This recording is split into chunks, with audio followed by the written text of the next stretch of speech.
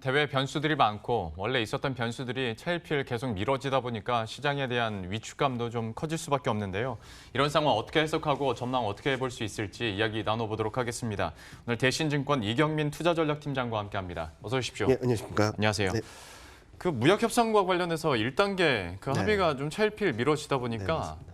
다시 걱정되는 게 그 12월 15일 관세 있지 않습니까? 네, 이게 맞습니다. 어떻게 될까도 좀 관건이 될 것 네. 같고 홍콩 사태와 관련해서도 이게 아직까지는 직접적인 영향이 없었다 하더라도 네. 좀 커지고 있다 보니까 좀 걱정이 되는데 이 두 가지 변수에 대해서 좀 어떻게 해석하고 계십니까? 일단은 1단계 무역 합의가 거의 기정사실화되는 모습들을 보여왔었거든요. 예. 거기에 대한 기대에 힘입어서 글로벌 증시가 전반적으로 강세를 보여왔고요.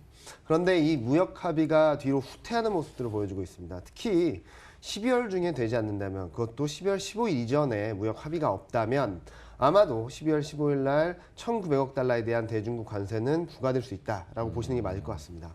그러면 단기적으로나마 미국과 중국 간의 무역 분쟁이 격화되고 그에 따른 시장의 부담은 좀 가중될 수밖에 없지 않나라는 생각을 합니다. 이와 더불어서 홍콩 사태, 그러니까 미국 상하원에서 홍콩 인권 민주주의 법안을 통과시켰는데요. 이에 대해서 중국이 굉장히 강력하게 반발하고 있습니다. 주권 침해다, 내정 간섭이다라는 말을 쏟아내면서 굉장히 강력한 반발을 하고 있어서 지금 현재 시점에서는 감정이 골이 깊다. 합의라는 게 한 나라가 잘하는 게 아니라 둘 간의 대화를 통해서 어느 정도 의견을 맞춰 나간다는 점들에 있어서 지금까지 컸던 이견, 그러니까 관세를 단계적으로 철회하느냐 마느냐, 아니면은 농축산물을 관세 수입 규모를 공개하느냐 마느냐, 이런 여러 가지 이견들이 있는 데다가 홍콩 법안까지 가세하면서 미국과 중국 간의 단기적인 무역 합의, 정상회담 가능성은 좀 더 낮아지고 있다라고 생각을 하고 있습니다. 예. 관세가 12월 15일 그대로 부과되면 이건 다시 싸우자라는 건데 어떻게 될지 한번 봐야 될 것 같습니다. 또 뭐 며칠 전에 트럼프 대통령이 또 마이 프렌드 하면서 또 그렇게 그렇죠. 될 수도 있으니까 네. 한번 지켜보도록 할 텐데 당장 우리 시장에서 큰 압박을 주고 있는 것은 외국인의 매도세고 그러다 보니까 MSCI 그 지수 변경과 관련해서 과연 이게 끝나고 나면 그럼 외국인이 돌아오냐 사실 이게 더 궁금하거든요. 네. 왜냐하면 매도는 예견이 됐었으니까 네. 좀 이후의 상황들 어떻게 보십니까? 일단은 12월 중순까지는 좀 외국인 수급이 안 좋을 가능성을 열어놓고 봐야 되지 않나라는 예. 생각을 합니다. 일단 MSCI 리밸런싱으로 인해서 11월 27일 날 아마 MSCI 이슈는 끝나게 됩니다. 그런데 문제는 아람코 상장이 12월 중에 있죠. 규모가 크진 않다라고. 그러니까 원래 예정되었던 규모보다는 줄어든다고는 하지만 이번 아람코 상장으로 인해서 글로벌 금융시장, 글로벌 수급에 좀 영향을 줄 수 있는 변수는 MSCI뿐만 아니라 FTSE 지수에도 아람코가 편입될 수 있기 때문입니다. 지금 FTSE에서는 아람코 상장 5일 이후에 반영을 하겠다라고 얘기를 하고 있고요. MSCI는 시점은 명확히 하지 않았지만 최대한 빨리 반영을 하겠다라고 얘기하고 있습니다. 그렇게 되면 빠르면 12월 중순, 늦어도 12월 안에는 지수에 편입이 되면서 한국 증시가 다시 한번 줄어드는 그런 영향을 미칠 수 있다라고 생각합니다. 이렇게 본다면 12월까지는 외국인 수급이 좀 안 좋아질 수 있고요. 여기서 더 큰 문제는 단순하게 외국인이 매도한다. 그러면은 국내 기관이나 개인이 받아주면 될 겁니다. 그런데 문제는 국내 개인은 12월마다 대규모 매도를 출회해 왔고 국내 기관은 연기금 같은 경우는 8월 이후 대규모 순매수를 하면서 매수 여력이 좀 제한적이다라는 점을 감안해 보면 외국인 매도로 인한 지수 압박은 더 커질 수밖에 없지 않을까라는 예상을 하고 있습니다. 아 그러면 삼성전자나 SK하이닉스에게는 좀 불리한 상황이 계속될 네. 수밖에 없는 게 12월 중순까지 수급 상황이 불리해지면 아무래도 시장을 팔게 되다 보니 맞습니다. 삼성전자나 SK하이닉스 쪽으로 매물 출회가 많이 될 테고 네. 그리고 참 이게 내년 초 전망은 다들 좋은데 네. 이 IT 업종 올해 연말까지는 그러니까 계속 3분기 바닥론이 계속 좀 뒤로 계속 밀리고 딜레이되고 있죠. 예, 네. 있지 않습니까? 네. 그러면 4분기까지는 계속 조심을 해야 됩니까? 지금 현재 보자면은 4분기에 대한 기대감도 굉장히 많이 약한 상황이거든요. 예. 일단은 4분기 실적 불확실성이 계속되고 있다는 점을 좀 말씀드리겠는데요. 4분기 실적 전망치가 한 달 동안 7.6% 하향 조정했습니다. 굉장히 빠른 속도로 하향 조정되고 있는 것인데 더 큰 문제는 턴어라운드 한다. 이익 모멘텀, 그러니까 전년 대비 이익 증가율이 플러스로 돈다라고 했지만 4, 4분기도 플러스 반전이 영업이익 단에서는 좀 어려울 전망입니다. 영업이익 전망치가 계속적으로 하향 조정되면서 전년 대비 영업이익 증가율은 마이너스 15.9%까지 떨어지고 있는 상황이고요. 이처럼 4, 4분기 실적 불확실성이 커진다는 점은 지금 12개월 포워드 PER 11배를 넘어서고 상회하고 있는 코스피의 밸류에이션 부담을 가중시키는 변수이자 단기 변동성을 확대시킬 수 있는 변수다라고 생각을 합니다. 물론 2020년 이익 증가율 굉장히 좋을 것으로 생각을 합니다. 다만 4, 4분기, 1, 4분기까지는 이익 증가율, 전년 대비, 전 분기 대비 이익 증가율에 있어서는 좀 등락이 있을 거라고 생각을 하거든요.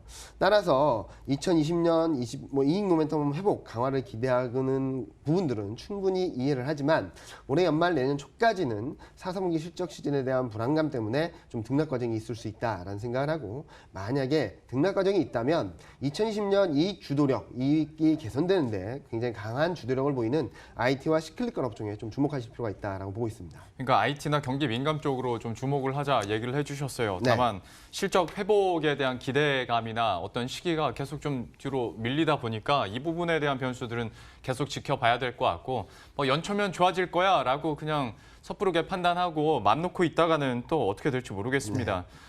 이 기대 업종에 대해서 저희가 얘기를 해봤는데 자꾸 안 좋은 질문을 네. 드려서 저도 참 가슴이 아픕니다만 환율 시장 쪽도 보자면 우리 국내 상황은 이렇게 계속 뭐 좋아지는 게 딜레이 되고 맞습니다. 있는 상황에서 미국과 유럽은 뭐 지표가 그래도 이제 바닥 네. 찍고 회복을 한다라고 하고 연준에서도 이제 더 이상 금리 인하 얘기보다는 뭐 인상 얘기까지 나오니까 네.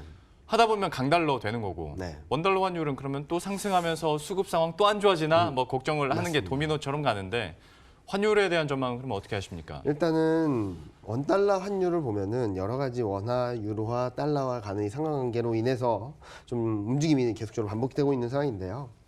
근데 근본적으로 보면은 한국의 펀더멘털은 좋지 않습니다. 앞서 말씀드렸던 실적도 그렇고요. GDP 성장률 전망도 지금 1.9, 1.8로 레벨이 떨어지고 있습니다. 그럼에도 불구하고 원달러 환율이 하락, 그러니까 원화가 강세를 보였던 근거에는 아마도 미중 무역 합의가 기대된다는 부분들이 있었다. 그리고 유럽 쪽의 경제 지표가 좋았기 때문이 아닌가라는 생각을 하고 있습니다. 그렇다면 국내에서 이벤트가 펀더멘탈이 안 좋아지는 상황에서 미중 무역 합의가 쉽지 않다면 그리고 미국과 EU 간의 무역 분쟁도 아직까지 불씨가 남아있다면 원화는 연말 연초까지는 상승, 그러니까 원화 약세 압력이 좀 커질 가능성을 열어놓고 봐야 되지 않을까라는 생각을 합니다. 11월 29일 한번 주목해 보셔야 될 부분은 한국금통위에서 한국 GDP 성장률을 얼마나 하향 조정하는지 그 여부라고 볼 수 있겠습니다. 예. 한국이 금리 인하를 한다라는 시그널을 더 던져주게 된다면 원화 약세 압력은 좀 더 커지고 빨라질 수 있다라고 생각을 하시면 될 것 같습니다. 변수가 될 만한 거 하나만 더 여쭤보자면 네. 지금 그러면 미중이 다시 냉각이 됐을 때 네. 왜냐하면 또 위안화도 우리가 계속 따라가니까 위안화의 흐름은 그러면 어떻게 판단하십니까? 위안화도 미중 무역 협상에 대한 기대감으로 좀 많이 강세를 보였던 것이 사실이거든요. 그렇죠. 예. 근데 지금 홍콩 시위도 장기화되고 있고 네. 거기에 미중 무역 분쟁도 다시 격화될 수 있다는 점을 감안해 보면 위안화도 전고점 근처까지는 다시 한번 갈 수 있지 않을까라는 생각을 하고 있습니다. 전반적으로 지금은 기대감이 굉장히 팽배하게 반영이 된 시장인데 이 기대했던 변수들이 잘 풀린다면 기간 조정을 거치면서 시장이 다시 우상향하는 흐름을 보이겠지만 기대했던 변수들이 오히려 실망감을 가져다 주게 된다면 단기적으로는 좀 다운사이드 리스크를 경계해야 될 시점이다라고 생각을 합니다. 참 여러모로 워낙 약세 압력도 좀 대비를 해봐야 될 것 같은데요. 참 변수들이 많습니다. 네, 맞습니다. 뭐 해결될 줄 알았는데 이맘쯤 되면 안 되고 있다 보니 연말 국내 증시에 대한 전망이나 여기에 대한 투자 전략은 어떻게 갖고 계세요?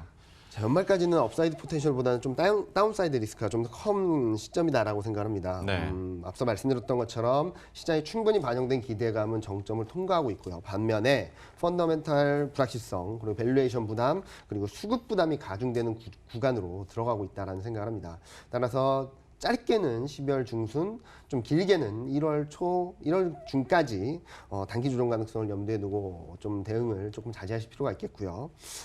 다만 이번 조정이 나온다면 어떻게 대응해야 되느냐?